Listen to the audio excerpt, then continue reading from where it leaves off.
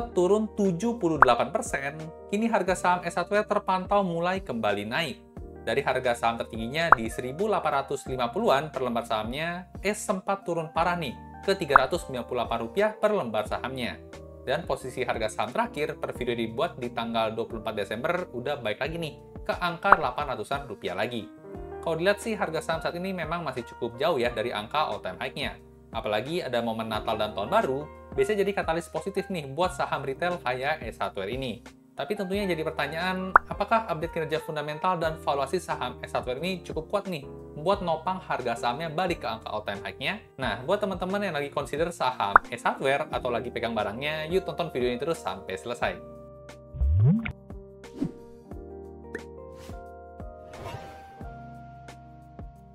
Halo dan selamat datang kembali di channel saya, Jonathan Tamrin. Buat teman-teman yang belum kenal, saya investor saham aliran fundamental sejak tahun 2018 dan udah sering profit 40% plus sepanjang perjalanan investasi saya.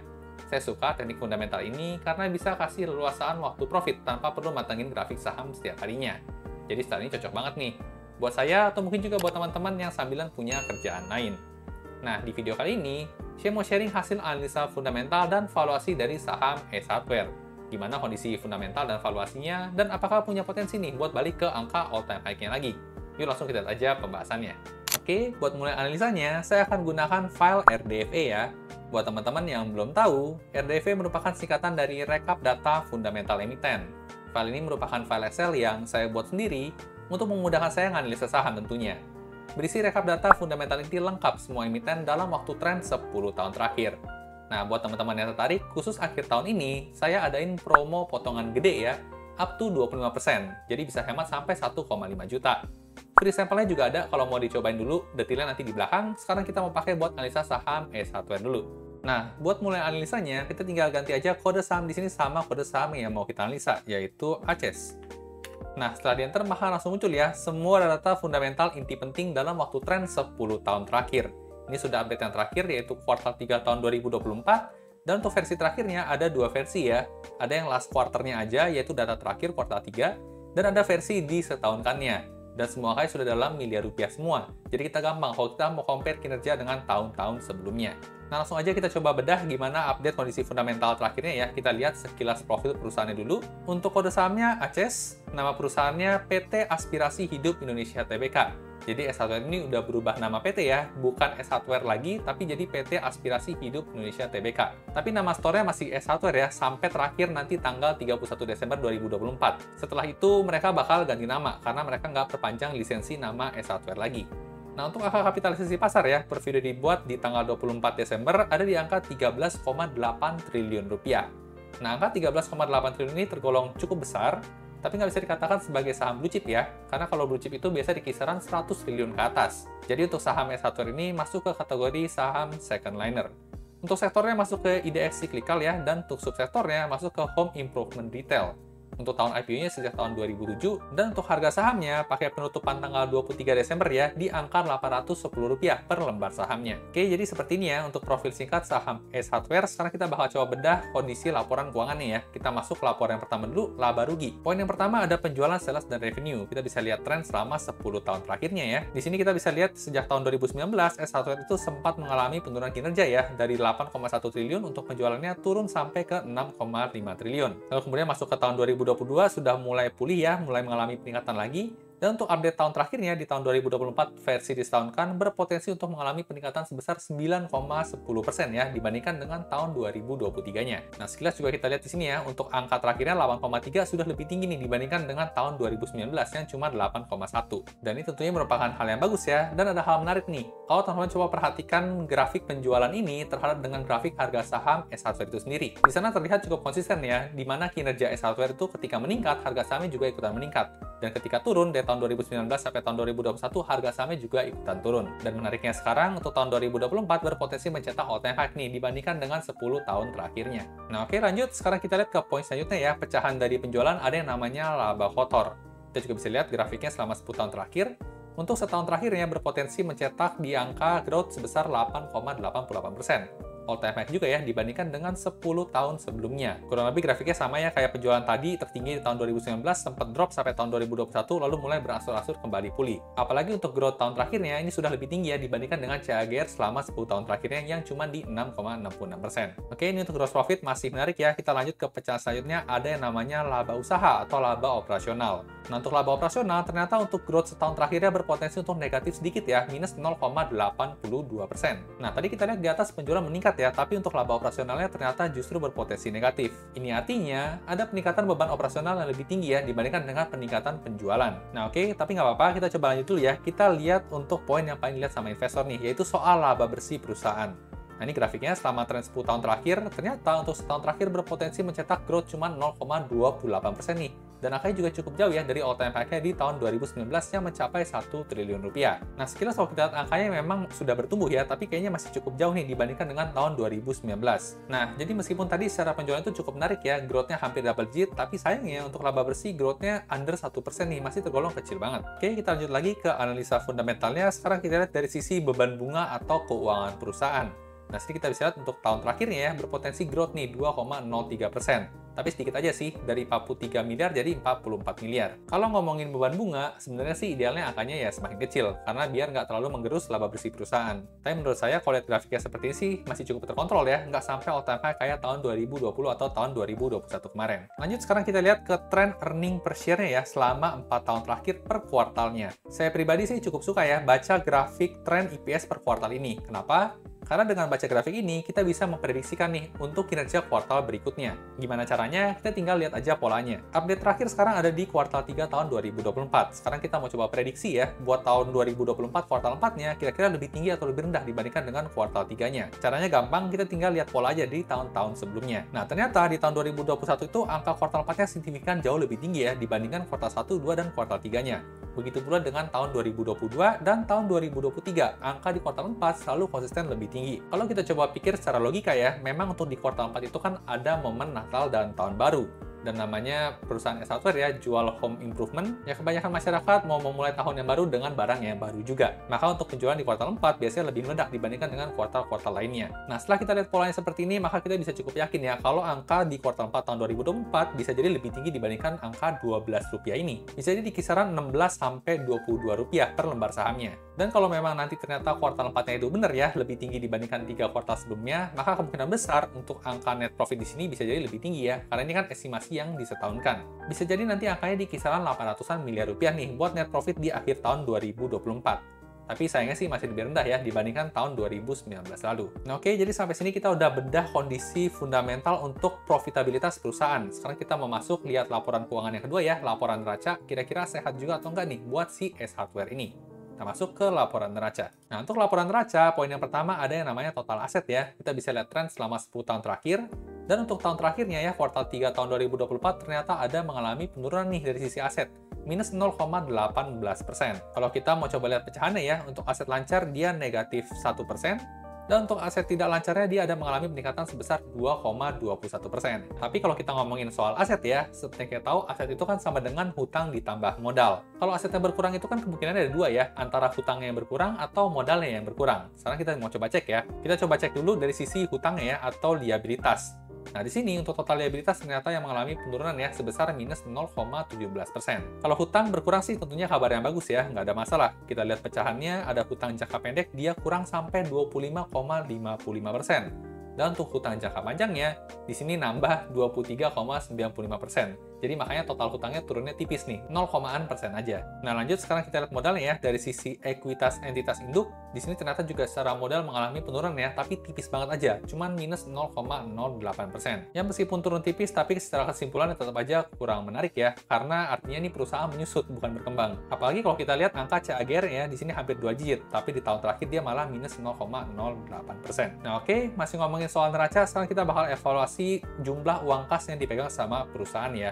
Di sini ada tren selama 10 tahun terakhir, dan untuk update kuartal 3 tahun 2024, perusahaan pegang duit kas sebesar 1,7 triliun rupiah. Kalau kita lihat di sini mengalami penurunan ya, minus 25%. Tapi kalau kita coba lihat secara grafik ya, angka ini sebenarnya sih cukup bagus. Nggak terlalu kecil angkanya dan nggak terlalu gede kayak tahun 2021. Karena kalau untuk uang kas, memang idealnya sih nggak banyak-banyak ya dipegang, mendingan diputar biar bisa jadi duit lagi. Jadi menurut saya sih angka 1,7 ini cukup oke ya di tengah-tengah. Lanjut lagi, kita sekarang evaluasi soal piutang lancarnya ya. Selama 10 tahun terakhir ada mengalami penurunan nih sebesar minus 37,77%. Nah, ini tentunya bukan merupakan hal yang bagus ya, karena angka piutang lancar biasanya punya korelasi dengan tingkat penjualan. Semakin tinggi penjualan, semakin tinggi juga piutang lancarnya. Jadi poin ini perlu diwaspadai juga ya, jangan sampai di kuartal berikutnya penjualannya malah jadi turun. Oke, lanjut lagi, sekarang kita lihat dari sisi poin persediaan lancar perusahaan. Selama 10 tahun terakhir, ternyata untuk update kuartal 3 tahun 2024 mengalami angka yang all-time high ya, berpotensi naik sebesar 19,54%. Nah, angka persediaan yang all-time high ini bukan merupakan hal yang bagus ya. Kenapa? Karena kalau angka persediaan yang all-time high, itu menimbulkan kesan barangnya itu numpuk di gudang, nggak keluar. Jadi timbul indikasi jangan-jangan barangnya nggak laku nih, makanya angka persediaan naik terus dari tahun ke tahun. Nah oke, jadi sampai sini cukup menarik ya, perlu diwaspadai juga. Sekarang kita lihat dari sisi angka book value per share-nya selama 10 tahun terakhir. Ini kurang lebih grafiknya sama ya, kayak ekuitas, meningkatnya tipis banget, cuma 0,09% aja. Nah lanjut, sekarang kita bakal lihat histori pembagian dividennya ya. Kira-kira S1 ini rutin nggak bagi dividen? Nah kalau kita lihat grafik di sini, ternyata S1 cukup rutin bagi dividen ya. Selama 10 tahun terakhir nggak pernah putus nih. Untuk tutup buku tahun 2023, mereka mencetak untuk pembagian dividen tertinggi ya, sebesar Rp34 per lembar sahamnya, atau naik 7,86% dibandingkan dengan tahun sebelumnya. Nah, kalau lihat histori seperti ini ya, berarti kita bisa cukup yakin lah ya, kalau S Hardware tahun depan dan tahun-tahun selanjutnya juga bakal bagi dividen juga. Nah, oke, jadi sampai sini kita udah evaluasi kondisi neraca perusahaan S Hardware ya, di update yang terbaru kuartal 3 tahun 2024. Kelihatannya sih nggak terlalu menarik amat ya, dari sisi aset itu menyusut, dan bahkan dari angka-angka seperti persediaan dan untuk piutang lancar, kelihatannya masih kurang baik nih. Sekarang kita evaluasi ke laporannya selanjutnya, yaitu laporan arus kas. Kira-kira sehat nggak untuk arus kasnya si S Hardware ini? Nah, untuk laporan arus kas ada 3 komponen ya. Yang pertama ada total arus kas dari aktivitas operasi, cash flow from operation atau CFO. Kemudian ada poin yang kedua, yaitu total arus kas dari aktivitas investasi, dan ada juga arus kas dari aktivitas pendanaan. Kita bakal coba lihat satu-satu ya, dari yang pertama dulu. Yang pertama ada arus kas dari aktivitas operasi. Kita bisa lihat tren selama 10 tahun terakhir, angkanya konsisten positif terus nih. Dan ini tentunya merupakan hal yang bagus ya. Kenapa? Karena kalau angkanya positif, itu tandanya ada duit lebih banyak masuk dibandingkan yang keluar di tahun tersebut. Kita sebagai pemilik bisnis kan pengen perusahaan kita cuan ya. Lebih banyak duit yang masuk dibandingkan yang keluar. Jadi untuk S Hardware, di sini grafiknya tergolong cukup ideal nih, karena dia positif terus. Lanjut ke arus kas yang kedua, arus kas dari aktivitas investasi. Kita bisa lihat tren selama 10 tahun terakhir, angkanya konsisten negatif terus. Nah, ini juga merupakan hal yang bagus nih. Kenapa? Karena kalau angkanya negatif, itu tandanya ada duit yang keluar buat aktivitas investasi. Sebenarnya kita tahu ya, tujuan dari investasi itu kan baik, memberikan keuntungan buat perusahaan di masa depan. Jadi buat S Hardware juga tergolong ideal ya, setiap tahun angkanya negatif terus, dan beberapa tahun terakhir angkanya semakin lama semakin tinggi. Nah oke, dari sisi CFI berarti udah aman ya. Kita lanjut ke poin yang terakhir, yaitu cash flow from financing atau CFF. Nah CFF ini kita bisa lihat grafiknya selama 10 tahun terakhir angkanya negatif terus nih, dan ini tentunya juga merupakan hal yang bagus. Kenapa? Karena kalau CFF ini angkanya negatif, itu tandanya ada duit yang keluar nih buat aktivitas pembayaran hutang atau pembagian dividen. Jadi untuk S Hardware di sini cukup ideal ya, angkanya negatif terus dan makin lama makin gede. Oke, jadi sampai sini untuk laporan arus kas S Hardware nggak ada masalah sama sekali ya, malah bisa dikatakan cukup ideal nih. Sekarang kita bakal coba evaluasi dari sisi rasio keuangan perusahaan, kira-kira oke juga atau enggak. Nah, rasio keuangan yang pertama, kita mau coba lihat dulu dari sisi angka profitability margin ya. Garis yang atas ini adalah margin laba kotor ya, atau gross profit margin. Garis yang tengah adalah margin laba usaha, operating profit margin, dan yang garis paling bawah adalah margin laba bersih, atau net profit marginnya. Sini kita bisa lihat tren selama beberapa tahun terakhir, sepertinya S1 ini mengalami perburukan kinerja ya. Dari tahun 2021 yang angkanya 49, 14, dan 11, sekarang posisinya tinggal 48, 12, dan 9. Nah ini ibaratnya, kalau di tahun 2021, S Hardware menjual barang 100 juta ya. Nah maka laba bersih perusahaan dia mendapat 11 juta. Tapi kalau di tahun 2024, jual barang yang sama 100 juta, tapi laba bersihnya terkikis nih, cuma dapat 9 juta aja. Nah, jadi sebenarnya cukup disayangkan ya, apalagi tahun-tahun sebelum pandemi corona itu pernah di angka 13% buat net profit marginnya. Kita lanjut lagi ya, kita lihat rasio profitabilitas yang kedua, ada yang namanya return on equity atau ROE. Nah, sekilas kalau kita lihat ya, untuk ROE malah angkanya lebih parah lagi ya, pernah ketinggian mencapai 23,3%, sekarang tinggal 12,5%-nya aja. Awalnya di tahun 2016 ya, pakai modal 100 juta, bisa dapat balik 23 juta, di tahun 2024 2024 pakai modal 100 juta cuma bisa dapat balik 12,5 juta. Nah, menurut saya sih poin ini juga ya yang jadi pemberat S Hardware kenapa harga sahamnya masih di angka 800-an, belum balik ke all time high-nya. Nah, oke, jadi ini ya untuk rasio profitabilitas perusahaan. Sekarang kita bakal lihat rasio hutangnya ya. Ada yang namanya DER atau Debt to Equity Ratio. Kita bisa lihat tren selama 10 tahun terakhir di sini dan angkanya bagus-bagus banget ya. Semua jauh di bawah angka 1. Posisi terakhir ada di 0,25, ini sangat aman banget, sangat kecil kemungkinan buat gagal bayar atau bangkrut. Oke, jadi untuk dari sisi rasio hutang, DER nggak ada masalah ya. Kita lanjut ke rasio hutang selanjutnya, ada yang namanya cash ratio. Selama 10 tahun terakhir angkanya juga bagus banget ya, semakin lama semakin tinggi dari angka 1. Posisi terakhir di 3,04, berarti uang kas perusahaan sekarang itu nominalnya 3 kali lipat lebih banyak dibandingkan dengan hutang jangka pendek perusahaan. Jadi sangat sehat ya, nggak ada masalah. Lanjut ke current ratio, di sini juga bagus banget ya, angkanya 9,85 kalinya, aman banget. Dan untuk quick ratio juga angkanya di 4,25, jauh di atas angka 1. Selanjutnya di sini juga kita bisa lihat rasio untuk kemampuan membayar hutang berbunga ya. Untuk S Hardware juga sangat sehat di angka 22,7 kali lipat. Nah, jadi kalau ngomongin utang perhutangan, S Hardware ini sama sekali nggak ada masalah ya. Nggak bakal ada ceritanya S Hardware bakal bangkrut. Lanjut lagi, sekarang kita bakal lihat angka persentase dividen yield-nya ya selama 10 tahun terakhir. Nah, meskipun S Hardware rutin bagi dividen ya, ternyata angkanya nggak bisa dikatakan gede-gede amat. Tertinggi itu di tutup buku tahun 2022 mencetak dividen sebesar 6,3%. Tapi untuk tutup buku tahun 2023, tercatat cuma 4,7% ya. Ini pun tentunya karena harga sahamnya lagi di bawah. Kalau harga sahamnya udah balik all time high, ya kemungkinan di kisaran 1-2% aja untuk dividen yield-nya. Nah, jadi sekilas kalau kita lihat persentase sih cukup kecil ya, mungkin nggak cocok buat teman-teman dividen hunter. Tapi bolehlah kalau buat jadi duit jajan ya, daripada nggak sama sekali. Nah, oke, jadi sampai sini kita udah evaluasi lengkap ya kondisi fundamental si S Hardware di update-nya kuartal 3 tahun 2024. Dari sisi profitabilitas sebenarnya menarik ya buat penjualannya, tapi ketika kita turunin sampai net profit ternyata growth-nya nggak kenceng lagi. Dari sisi neraca tadi kelihatannya sih cukup bermasalah ya, dari sisi aset dan ekuitasnya nggak bertumbuh. Dari sisi arus kas terlihat cukup ideal dan untuk rasio-rasio keuangannya masih beberapa hal perlu dipertanyakan, khususnya soal profitabilitas. Nah, setelah kita udah tahu semua fundamentalnya ya, tentu pertanyaan selanjutnya adalah soal harga sahamnya. Apakah harga saham sekarang tergolong under value ya, murah, harga wajar, atau udah kemahalan nih? Nah, buat jawab pertanyaan itu, tentunya kita perlu lihat rasio valuasi ya. Di sini juga ada, kita pindah ke rasio valuasi. Nah, untuk rasio valuasi ada beberapa ya. Kita akan lihat untuk rasio valuasi yang pertama ada yang namanya PBV atau Price to Book Value. Kita bisa lihat tren selama 10 tahun terakhir, angkanya semakin lama semakin turun ya. Pernah tertinggi di 6,12, sekarang posisi tinggal di 2,26. Nah, buat teman-teman yang belum familiar ya, cara baca PBV biasanya kita berpatokan pada angka 1 secara umumnya.